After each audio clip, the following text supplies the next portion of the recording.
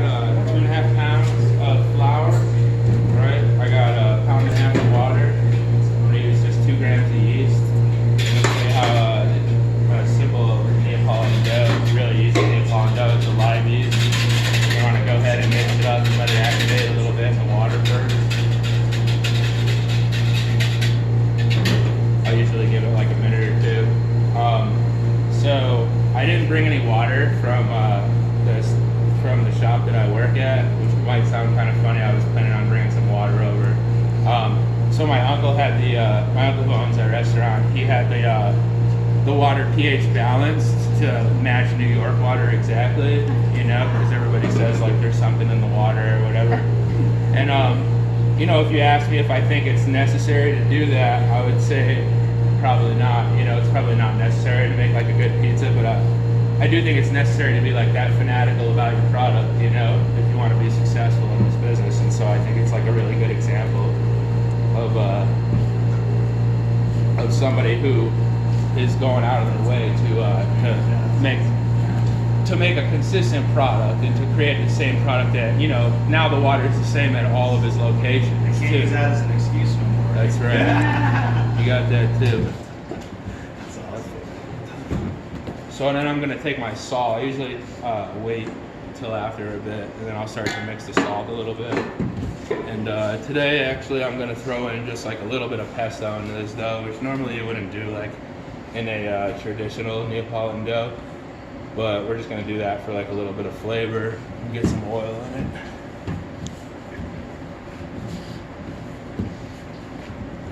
And then the thing about doing stuff like this is, you know, you do a lot by hand as well and by feel. And right now I can feel that probably this is a little bit light on water. And so if somebody could just give me a tiny bit of water.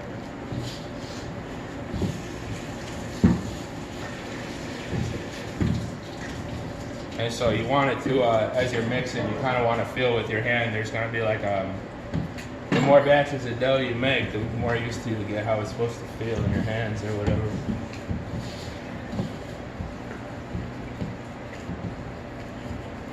Well, yeah. So is the empanadas a new thing to your menu, or you guys been making This isn't a menu item. This is something I came up with for the class, really, just to screw around. Yeah. You know, something I'll get into a little bit when I stretch some of this dough is that I really like to do encase stuff, and I like to teach people how to do encase stuff, because then you don't really have to teach them so much how to do how to stretch the dough. You know, you don't have to teach somebody how to stretch a good crust on the dough. You can do any of this stuff just in your own home. You could use a rolling pin on this or anything like that. And if you ever travel to Naples, Italy, there's pizza chefs that they only do dough by hand because they want it's living, it's breathing. They want to know how the temperature, how the dough, the hydration of the flour. And this is, they'll do 400 pounds of dough on a bench a day, just by hand, just like this. So yeah, I mean, you get used to it. Like I said, it's really not that strenuous. It's kind of like relaxing, actually. You know.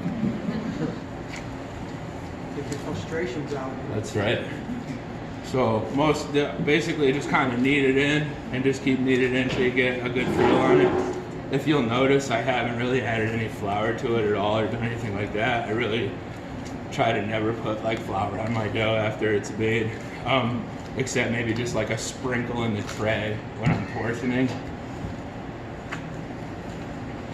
And so basically we do this for about maybe 10 minutes, I would say, and just get it to where you kind of feel like you've kneaded it down to.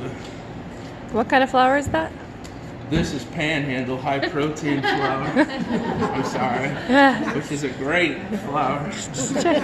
Double zero? Normally I do use 00, so I had this conversation with a lot of people, but like I said, I've had really good success with the Panhandle flour in my oven, so I think, like, you know, if you can adjust your own recipes and find what works with your oven. We got like a piece of plastic wrap. Can somebody just cover that? Yeah, sure.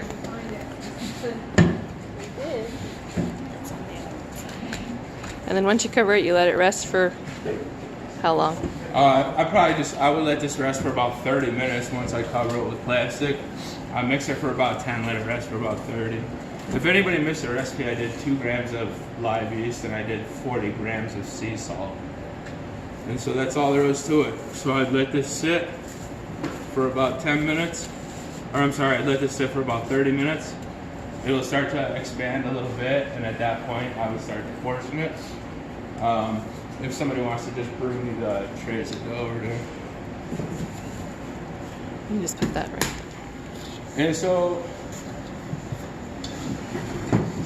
just as a quick, I can show you guys how to portion really quick. I would do like a 6-ounce dough or a 9-ounce dough, generally speaking. Like I said, after I let this sit for 30 minutes, I'd immediately uncover it.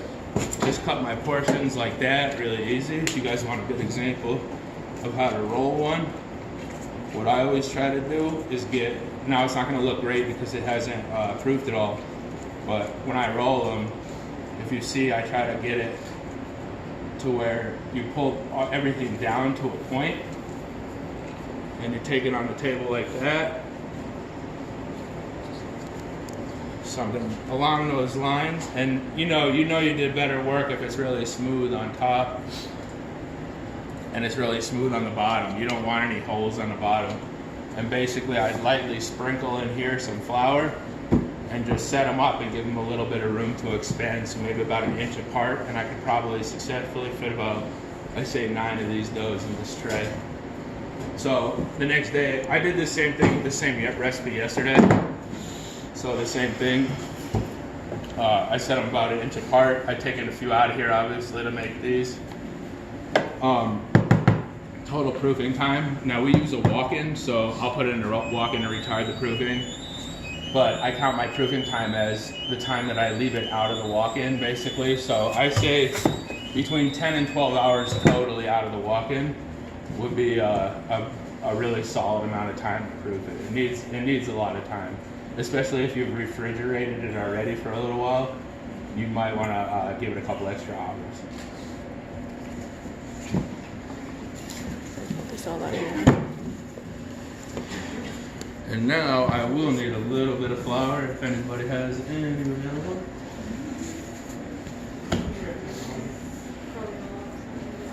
Where is that Panhandle bag? Where did it go? I apologize for that. This is a cool setup. You can videotape and check your makeup at the same time. I'm recording.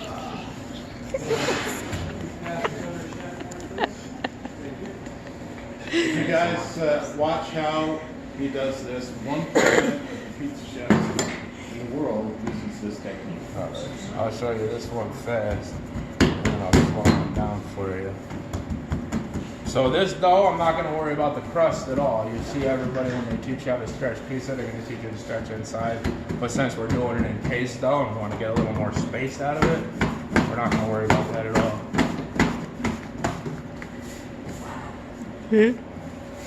That's so awesome. So then, when I'm cutting them out of here, I always take a little bit of flour to kind of dry the edges, or they tend to stick together a little bit. You're going to want to spray it right underneath. I'll slow it down for you guys a little bit. I get a decent amount of flour on the bench when I'm stretching now. And so, basically you're going in a circular motion all around, and I'm basically using one hand to stretch it and one hand to press it around, and just trying to use that centrifugal force without compromising the center of my pizza. And then if I was making a pizza, I'd also be doing it without compromising the crust at all.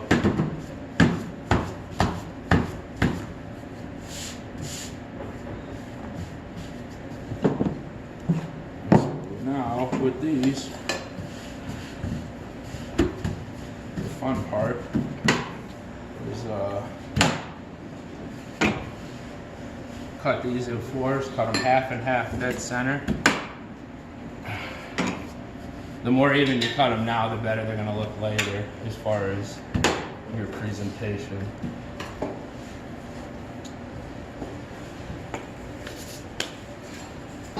I got just, this is just a ricotta mix from the restaurant. But like I said, the reason I like to show people this stuff like this is so you can get creative with it, you know? I mean, I'm sure the possibilities would be swirling of what you could put inside these once you can actually make one, you know? Or they should be, or you're in the wrong business. So just gonna mix it up a little bit, right? And like I said, I came up with this weekend, so it's not masterwork. It's something that I've just been kind of playing with and trying to figure out. But it's a lot of the fun for me is getting to do that. So once I've done my filling, I try to do about I say about an ounce worth of filling in each one. You definitely don't want too much, or it's gonna be coming out the sides. And then when you do your seals, when I'm gonna seal my dough down, you don't want anything hanging in between the seals. They're just gonna pop back up on you. So basically, all you're gonna do is do your little fold over. And it's essentially a mini calzone, and you can apply this technique to calzones and stuff like that too. I like to give it a little push down there. And you know, by not putting a ton of flour on this dough, I've made sure that this dough is now gonna stick for me when I go to seal the ends. If I add too much flour in the dough, or I put it on beforehand, basically these seals won't hold down for me.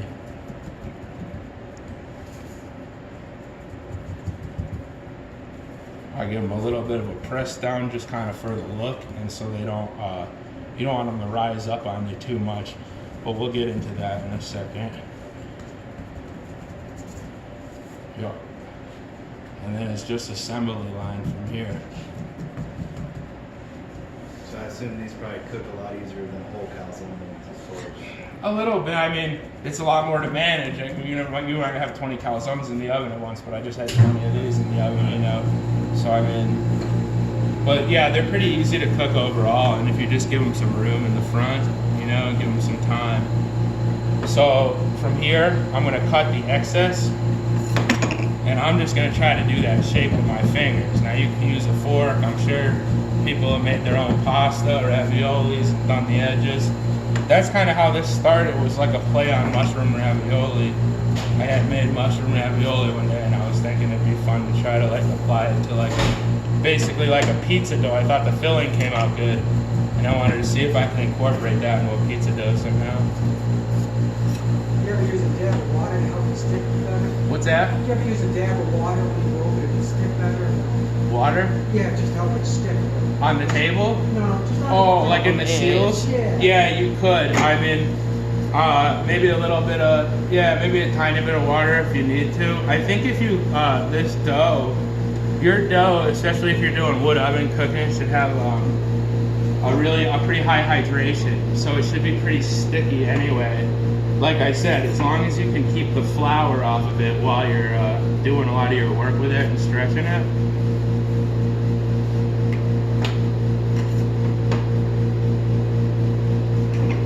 And so the same thing, is doing it right down the line.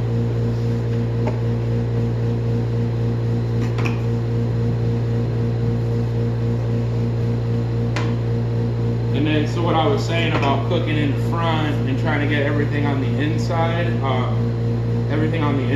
cooked before you burn the dough, which is always that's always a big challenge with encased dough cooking in a wood oven, because you're running such a high heat against what you have inside, and pouring hot ingredients on top of dough doesn't always really work that good either. So you got to kind of come up with a way. So what I like to do, the best thing I do with calzones and with stuff like this, will be just to rip a little bit of a hole in the top. And so it's almost like a built-in timer, because as this stuff starts to cook a little more in the oven, it's gonna let you know. It's gonna kind of start spouting at the top, and you'll know that it's kind of time to at least put eyes on it. And then, so I would cook stuff like this in front of the oven. I would use like a lower radiant flame. That's to not burn.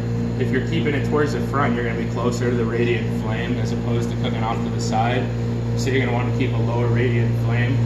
Keep everything right in front, And then also olive oil on top of these will help immensely. So that'll make a big difference, like cooking inside. If you go ahead and just pat these with an oil brush, you should probably get like an extra 45 seconds to a minute and much better color overall, like out of the cook. And so, yeah, I mean, it's pretty much as simple as that, I guess. Yeah. Can you make those up ahead of time, like for the night shift, and just make like 150 of them? I suppose you could. You'd probably want to look at maybe ways to refrigerate them or freeze them. Generally speaking, items like this with Neopolitan dough, you're making to order generally. I haven't done too much playing with that, so but I would suggest for sure, at this stage, probably to start to freeze it or something like that, and maybe pull them out an hour before you're gonna cook them, so they start to kind of get some, get a little heat back and a little warmth back in them before you throw them in. Try to buy yourself all the time you can. Awesome. Oh yeah, of course, help yourselves. Now I made them before I. Brian.